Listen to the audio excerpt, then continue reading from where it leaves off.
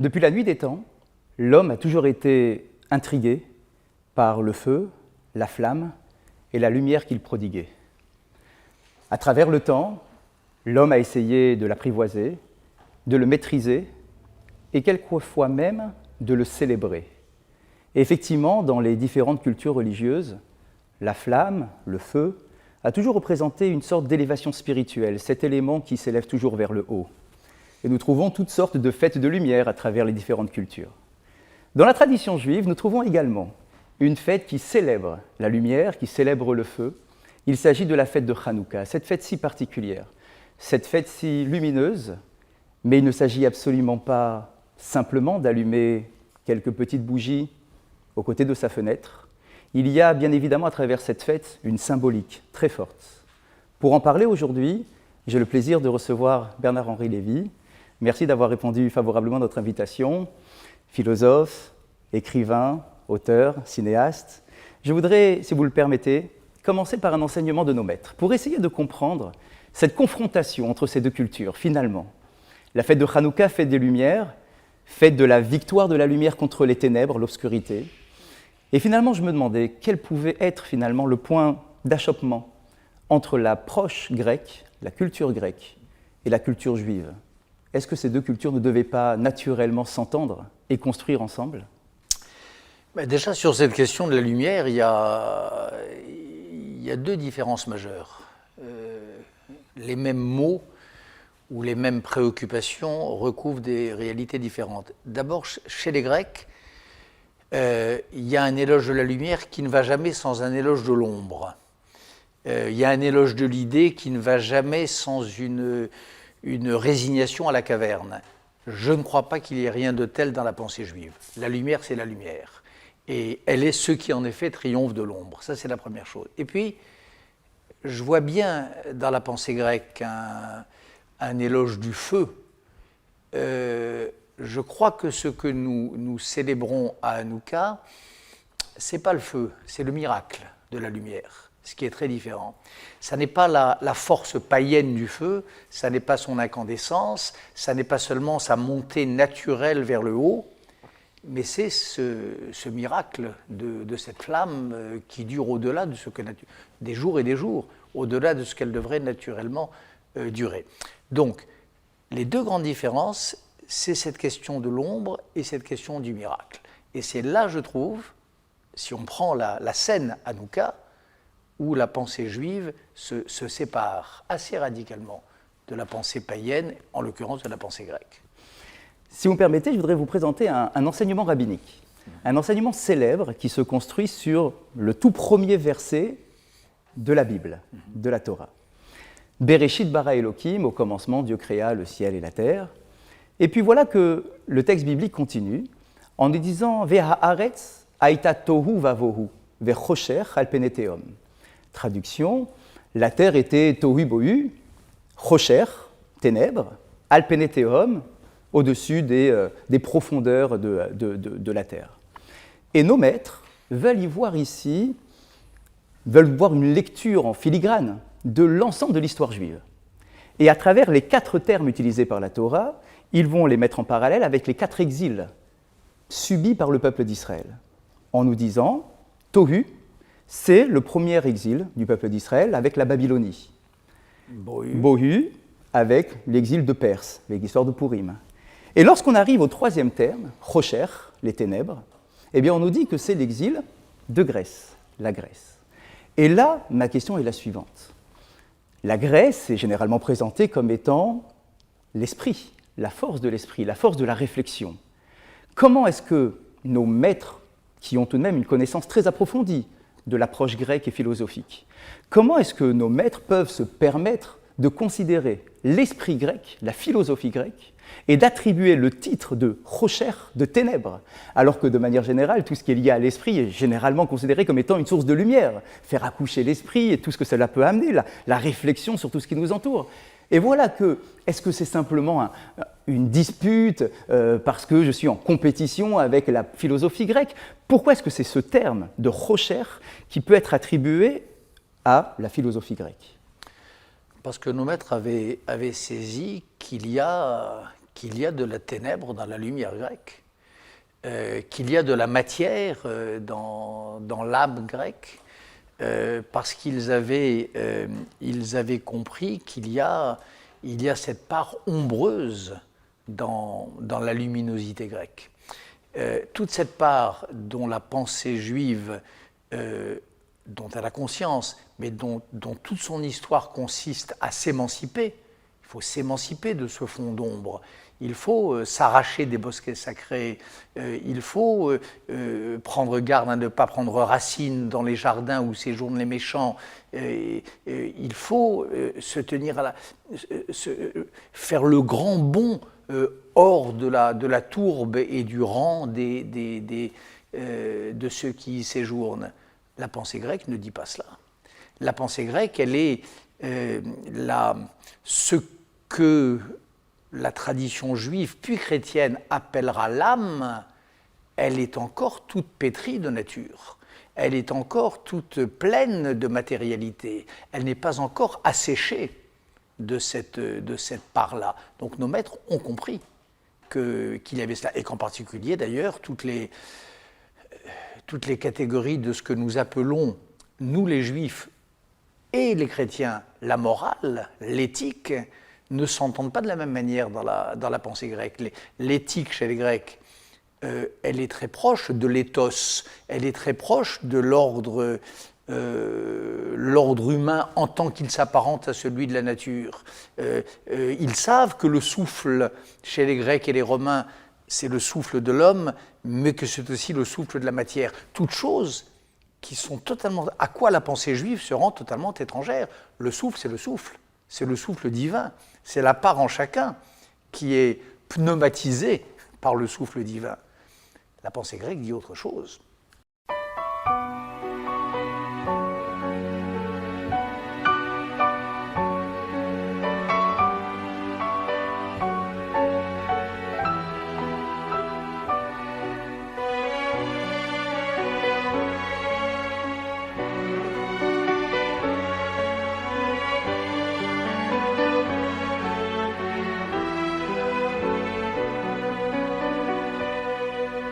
Soif zroya kochecho v'koriv keit ha'yeshuo v'koim nikmas dam avodecho me'yum ha'orasho chasoif zroya kochecho v'koriv keit ha'yeshuo v'koim nikmas dam avodecho me'yum ha'orasho ki yorecho lonu ha'yeshuo v'yein ketz limeyaram v'chei admoy b'tzel talmoy hokim lonu ro'y yeshivo ki yorecho lonu ha'yeshuo v'yein ketz limeyaram v'chei admoy b'tzel talmoy hokim lanu ro'y yeshivo.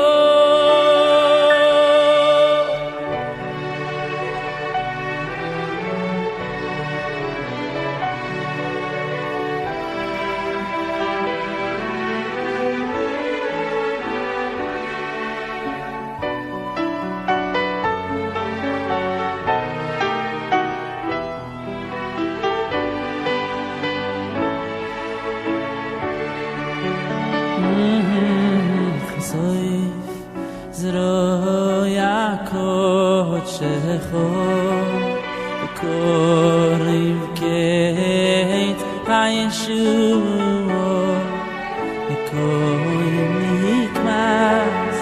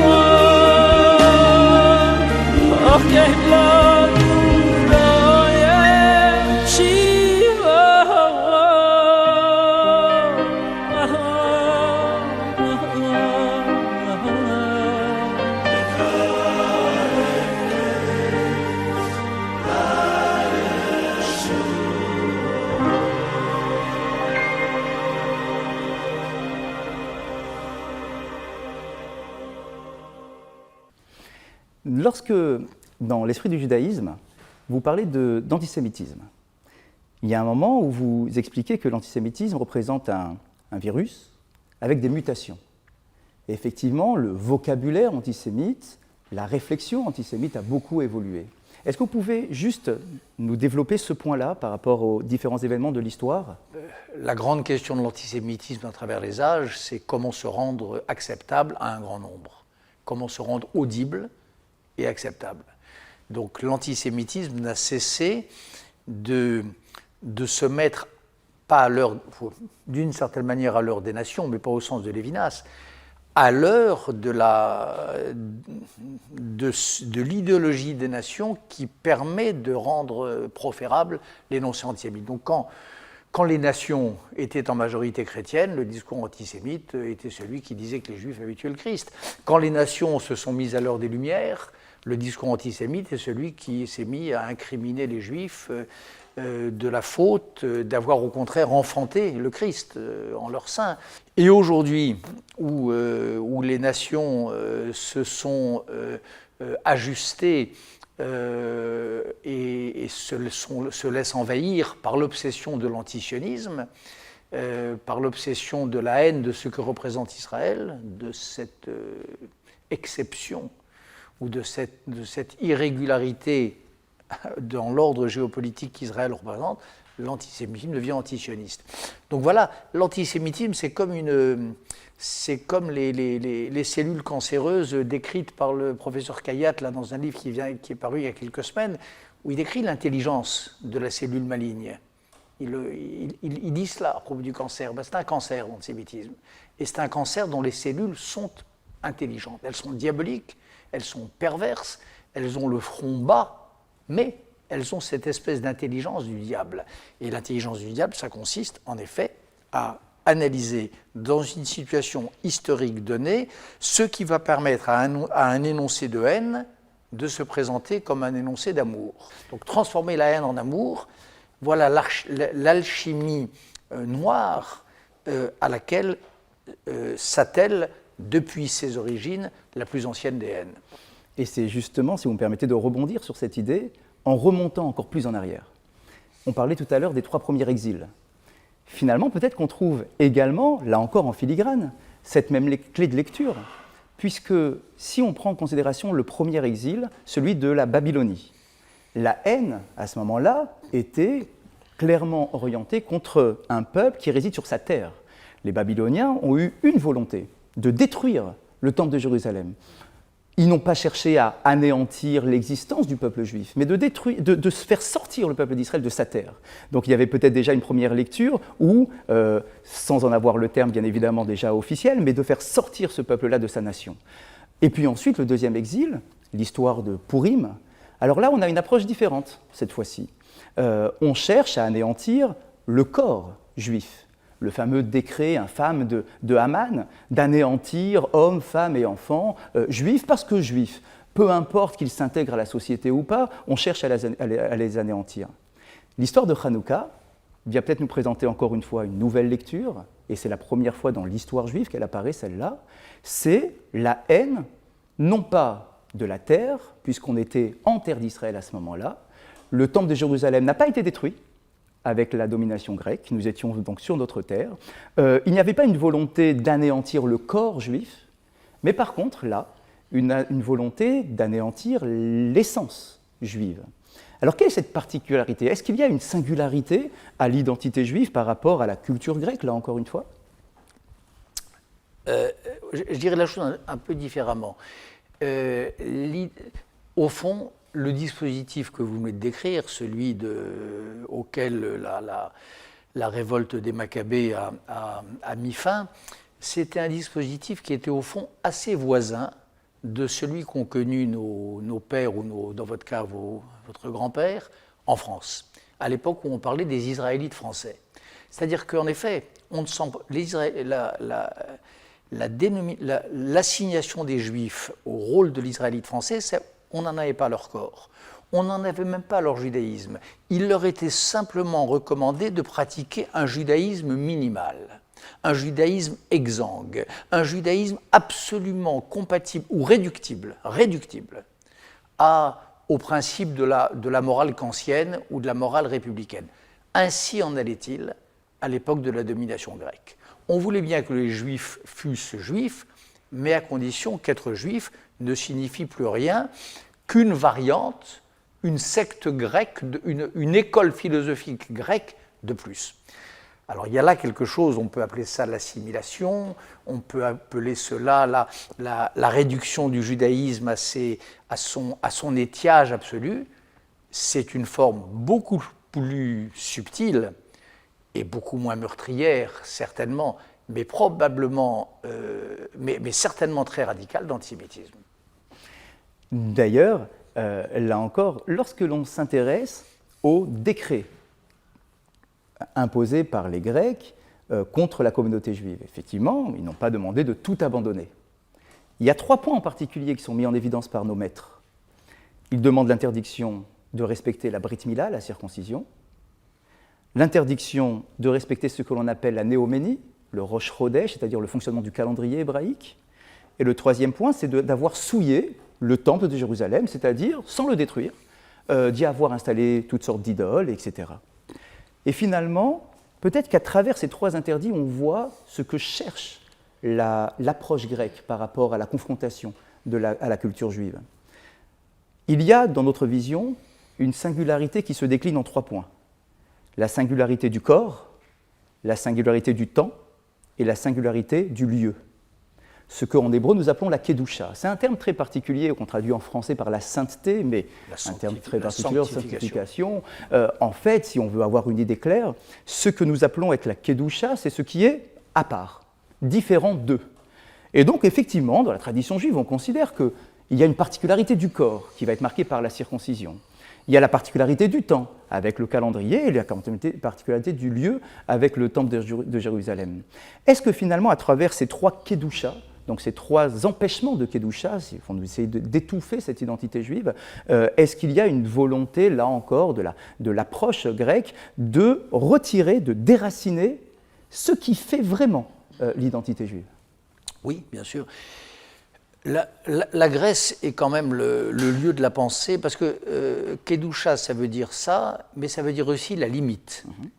Limitation du corps, rythmique et limitation du temps, et limitation du lieu. Limitation par rapport au Tout-Puissant, par rapport au Saint.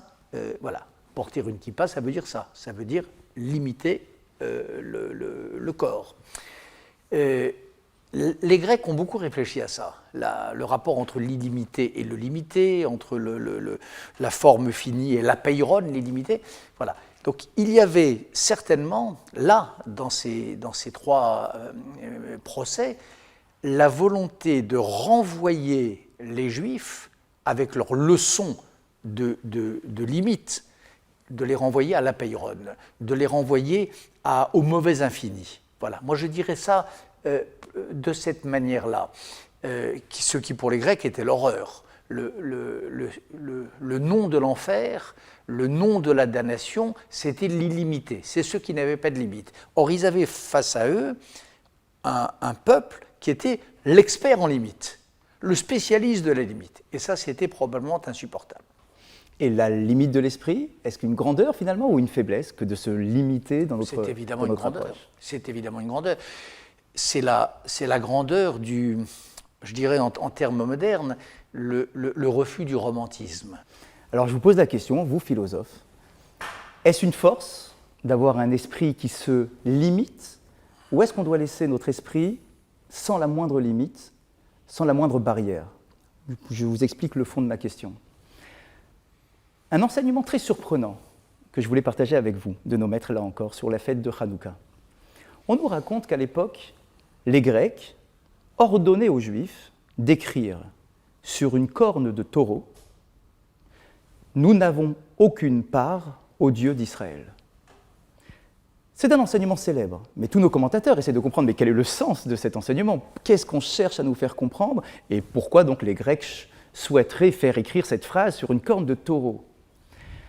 Et une des réponses que j'ai pu trouver est de dire que cette corne renvoie à la faute du veau d'or.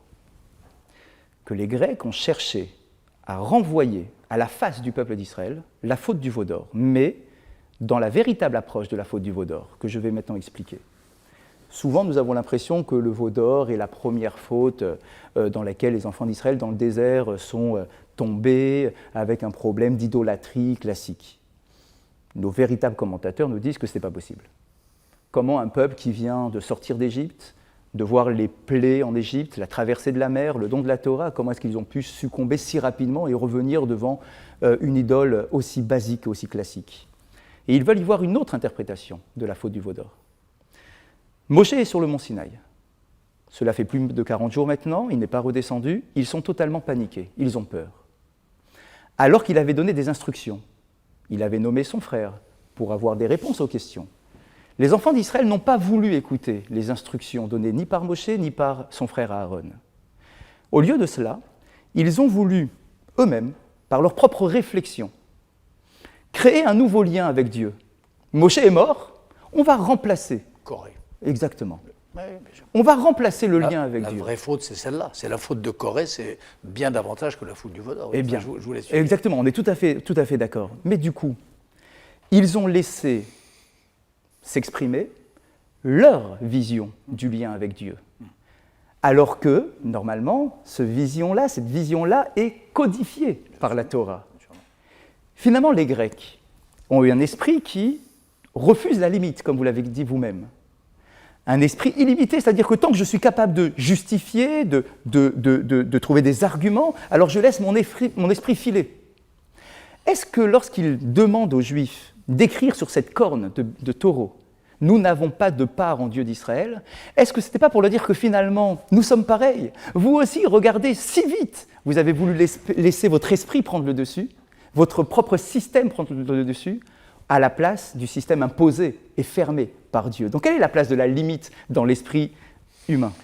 Est-ce que les Grecs ont eu l'intuition et l'intelligence de cela? Je ne sais pas. J'aime cette hypothèse, mais enfin, elle ne me convainc pas. Que la faute de Corée ait été la faute des fautes, cela est dit dans le texte même, puisque c'est le seul péché qui, comme vous le savez mieux que moi, appelle en punition une création à l'envers, c'est-à-dire une ouverture de la terre, qui avale tout cru, Corée, et ses 250, je crois, acolytes.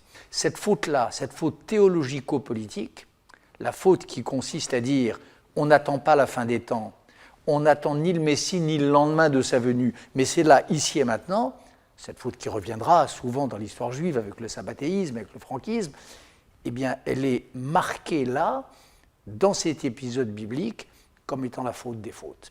Et je crois que c'est ça que cela veut dire. Alors, les Grecs l'ont-ils entendu? J'en sais rien.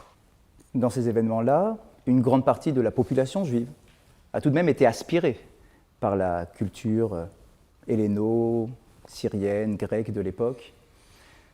Nous avons perdu énormément d'âmes à ce moment-là, et ce petit groupe d'hommes, de Kohanim, de prêtres qui vont défendre finalement tout ce système que nous venons d'expliquer. S'il y a un chiffre que l'on attribue à la fête de Hanouka, c'est le chiffre 8. Le Maharal de Prague explique que chaque chiffre a une symbolique. Le chiffre 8 représente le surnaturel, Me'al Ateva, ce qui est au-dessus de la nature. Raison première et évidente pour la fête de Hanouka, cette lumière, cette petite fiole qui devait s'éteindre normalement au terme de la journée et qui dure bien plus longtemps que prévu. Mais il y a une question posée par nos commentateurs. Finalement, cette fiole, nous le savons, a duré 8 jours d'après le miracle que nous racontons, au lieu de s'éteindre au bout de la première journée. Mais finalement, le miracle n'a pas duré 8 jours, puisque le premier jour, il y avait suffisamment d'huile dans la fiole pour qu'elle reste allumée pendant une journée. Si on parle de miracle, on doit parler de 7 jours de miracle, et 7 jours supplémentaires, mais le premier n'en est pas un. Et donc on aurait dû avoir une fête de Hanouka qui dure 7 jours. Et on aurait d'ailleurs pu trouver une symbolique très claire avec la menorah, le chandelier à 7 branches du temple de Jérusalem. Et pourtant, nos maîtres ont choisi volontairement de rajouter un jour supplémentaire, de rajouter ce 8e jour. On ne se contente pas des 7 jours du miracle, mais il y a aussi un jour en plus. Et la raison qui est la suivante, c'est que le peuple juif doit être aussi capable de proclamer l'existence de Dieu à travers ce qui est évident, ce qui est normal. Est-ce que cette idée-là peut aussi être développée dans notre approche ? Oui, enfin j'aime cette idée en tout cas qu'il n'y ait pas que le surnaturel et qu'il n'y ait pas que le miraculeux pour témoigner, pour attester le divin. Oui, j'aime cette idée-là, qui me semble alors, c'est probablement même un des points où le judaïsme se sépare du christianisme. Et moi, je suis très attentif à cette question-là. Quels sont les minuscules points de bascule qui font que ces deux spiritualités ou ces deux systèmes de pensée, c'est très important ça, se séparent. C'est très important pour éviter la position servile que j'évoquais tout à l'heure, et c'est très important aussi pour éviter l'hubris, qui peut exister également chez nous comme chez les autres. Donc ça, c'est capital. Et je crois que dans cette idée que vous venez d'exprimer, que je vous accorde, il y a l'un de ces signes, en effet. Parce qu'un chrétien ferait le raisonnement des 7 jours. Il dirait le miracle commence au matin du 2e jour. Enfin, l'existence de Dieu s'atteste au matin de l'existence du 2e jour. Et un juif, en effet, dirait que l'existence de Dieu s'atteste dès la première seconde de l'allumage de la bougie. Oui. Et je crois que c'est ça, probablement, être juif. Après, la question de Dieu dans le judaïsme, elle a encore une autre part de complexité dont je m'explique dans l'esprit du judaïsme. Mais enfin, si on prend au sérieux cette question-là, je crois qu'il faut dire cela. C'est un des points de séparation des eaux entre ceux qui croient au Christ et ceux qui ont décidé et qui se sont résolus et endurcis à ne pas y croire. Un combat de spiritualité, un combat de système. Comment est-ce que l'on arrive à justifier la prise des armes pour défendre un état d'esprit et pour défendre une culture et une approche sur l'ensemble du monde? Est-ce qu'il n'y a pas là 2 éléments qui se contredisent, d'être obligé d'aller à la guerre, de retirer la vie de l'autre pour pouvoir soi-même exister? Est-ce qu'on ne pourrait pas nous reprocher finalement de vouloir refaire la même chose que nos différents ennemis qui ont cherché à nous anéantir également pour imposer leur propre système? Est-ce que le judaïsme peut se positionner par rapport à ça? Écoutez, dans la tradition juive, il y a une pensée de la guerre juste. La guerre est juste quand elle répond à une menace d'anéantissement. Les Maccabées pensaient ou Bar Korba pensait que l'anéantissement c'était une chose. Aujourd'hui, nous aurions une autre définition de l'anéantissement. Mais enfin, le principe reste vrai.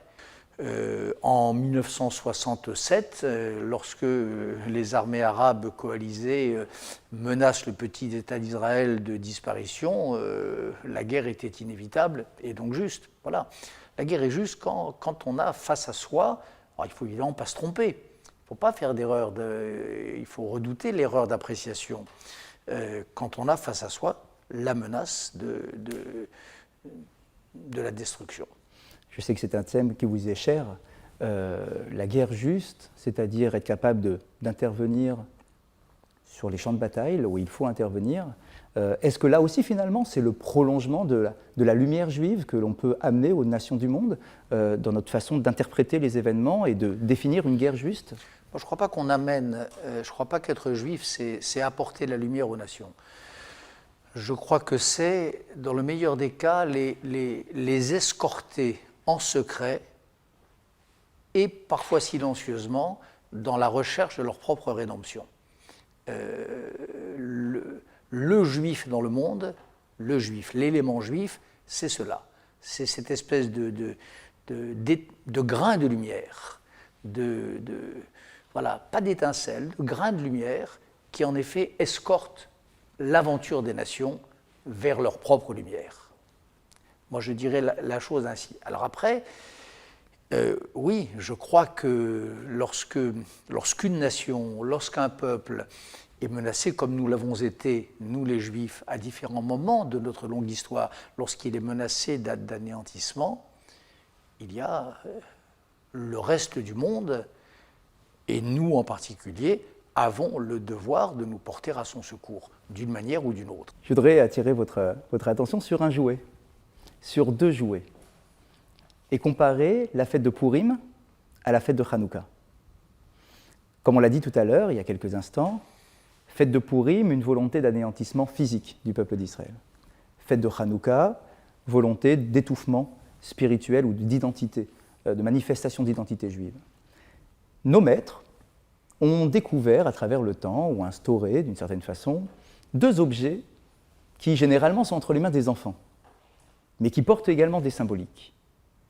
Pour la fête de Pourim, nous avons entre les mains une crécelle. La fête de Hanouka, elle, est plus symbolisée par la fameuse toupie, que l'on prend et que l'on fait tourner elle aussi. Et nos maîtres vont nous dire, tiens, ces deux objets-là tournent sur eux-mêmes, comme s'il y avait finalement cette vision humaine sur les événements de l'histoire qui se répètent, qui se renouvellent de manière un peu différente, avec quelques mutations, mais finalement qui tournent. Mais il y a une grande différence entre la crécelle et la toupie.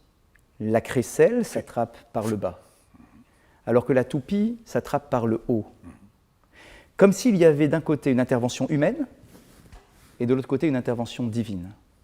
Est-ce que finalement, est-ce que nous ne trouvons pas une rencontre entre les efforts de l'humain et la manifestation de Dieu avec un point de rencontre sur un objet ou sur un élément particulier ? L'autre différence, c'est que la crécelle fait du bruit et que ce bruit est fait pour couvrir la voix des méchants. Je crois. Bien sûr. Selon d'autres commentateurs. Alors après, est-ce qu'il y a... oui, qu'il y ait cette correspondance-là, c'est bien sûr que les hommes soient sur Terre pour coopérer à l'œuvre de création, ça je le crois au plus profond de moi, et l'un des maîtres, alors sur lequel, dans ma grande ignorance, j'ai un tout petit peu réfléchi, c'est Haïm de Volozine, qui ne dit pas quelque chose de très différent. Lorsqu'il énonce que le monde qui a été créé pourrait se décréer, vit sous la menace de sa propre décréation, et que c'est les hommes qui, par en dessous, en faisant de leurs prières et de leurs vœux et de leurs chants, comme des poutres qui vont soutenir le toit du monde et l'empêcher de s'effondrer, c'est votre image de la toupie. Ça, c'est la leçon d'Haïm, et elle va, me semble-t-il, dans le sens de ce que vous dites, monsieur le rabbin. Nous voilà maintenant donc aujourd'hui loin des événements passés de Hanouka. Est-ce que, à votre niveau, quand la fête va arriver et que nous allons allumer les premières bougies, en général à la fenêtre, pour avoir une communication vers l'extérieur, et c'est d'ailleurs une idée très importante dans le judaïsme, de ne pas simplement avoir une vie religieuse tournée sur soi-même, mais d'aller aussi s'intéresser à ce qui se passe à l'extérieur, peut-être comme vous le disiez, amener un grain de lumière aussi vers l'extérieur. Quel est, votre état d'esprit quand la fête de Hanouka arrive et que vous allumez ce fameux chandelier? Moi, j'allume la bougie tous les jours. Pardon, c'est très mal pensant de dire cela, mais je suis tellement persuadé que être juif n'est pas une histoire communautaire. Je suis tellement convaincu que être juif, c'est un rapport à soi et un rapport aux nations. Je suis tellement convaincu que la vraie dimension constitutive du judaïsme, le vrai être juif, je le trouve dans ma relation juive aux nations ou au reste du monde, que j'ai envie de vous dire que la bougie, elle est allumée en permanence. Nous parlons de flammes et de lumière, mais à travers le temps, dans toutes les communautés juives, l'objet qui porte ces flammes s'est développé de manière incroyable et exceptionnelle. Pour nous en présenter quelques-unes ici au musée, nous allons rencontrer Raphaël Laufer-Krigier, qui est guide et conférencière au musée d'art et d'histoire du judaïsme. Raphaël, bonjour, merci de nous accueillir dans cette pièce magnifique du musée où nous sommes entourés de plein de sources de lumière à travers cet objet magnifique qu'est la Hanoukia.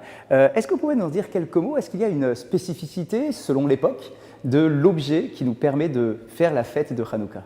Nous avons ici, dans ce musée, une collection tout à fait exceptionnelle de Hanoukiyot, puisque la plus ancienne date de 1319 et la dernière est de l'an 2000, si vous voulez.